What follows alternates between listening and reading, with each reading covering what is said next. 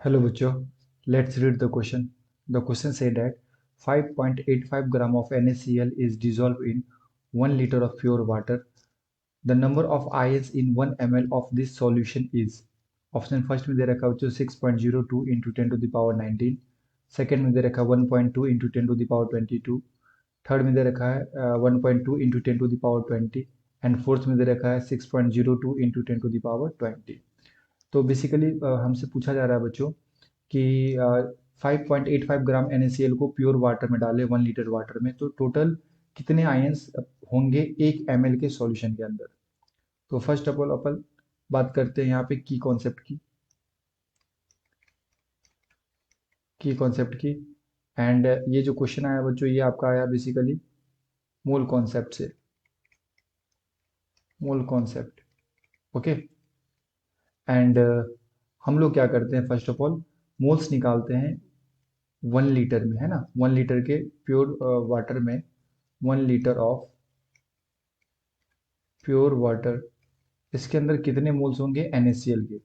तो moles of NaCl कैसे निकालते हैं, ये given weight by molecular weight. Given weight कितना दे रखा है बच्चों 5.85 डिवाइडेड बाय मॉलिक्यूलर वेट। तो देखो NaCl है तो सोडियम का मास होता है बच्चों 23 एंड Cl का होता है 35.5।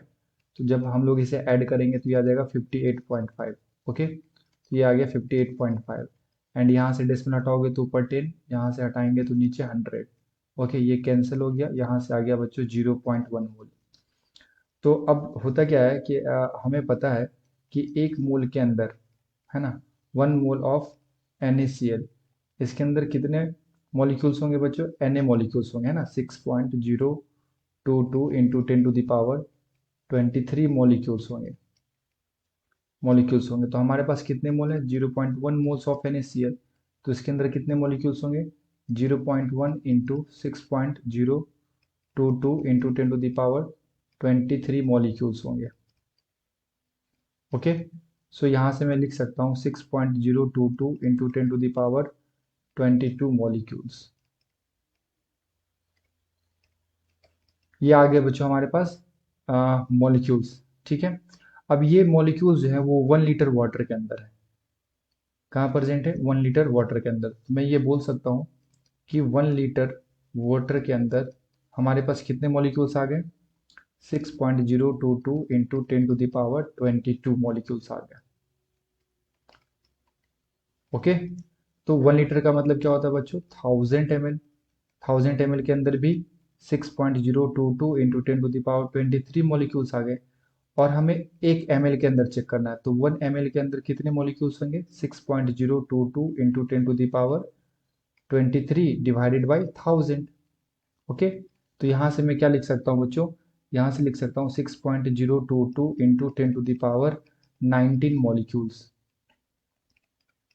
19 मॉलिक्यूल्स प्रेजेंट हैं 1 ml के अंदर, ओके। ये बात समझ में आ गया। 1 सेकेंड, यहाँ पे 22 होगा बच्चों, ओके। यहाँ 22, हाँ। तो हमारे पास मॉलिक्यूल्स आ गए, कितने आ गए molecules 6.022 into 10 to the power 19 molecules आ गए और ये आए 1 ml के अंदर। अब ये देखो कि ये जो NaCl हमारे पास ये डिसोसिएट कैसे होता है, ये होता है Na प्लस में Cl माइनस। तो हमारे पास कितने आयंस मिले, हमारे पास बच्चों मिले 2 आयंस, ओके। तो मैं क्या बोल सकता हूँ कि वन मॉलिक्यूल्स ऑफ NaCl जब डिसोसिएट करेगा तो कितने आयंस मिलेंगे 2 आयंस मिलेंगे हमें। तो हमारे पास कितने मॉलिक्यूल्स हैं, हमारे पास 6.022 into 10 to the power 19 molecules है NaCl के। तो यहाँ से कितने आयंस मिलेंगे 2 into 6.022 into 10 to the power 19 ions मिलेंगे, ओके। तो जब इसे सॉल्व करूंगा बच्चों तो ये हमारे पास आ जाएगा 1.2 into 10 to the power 20 ions, okay.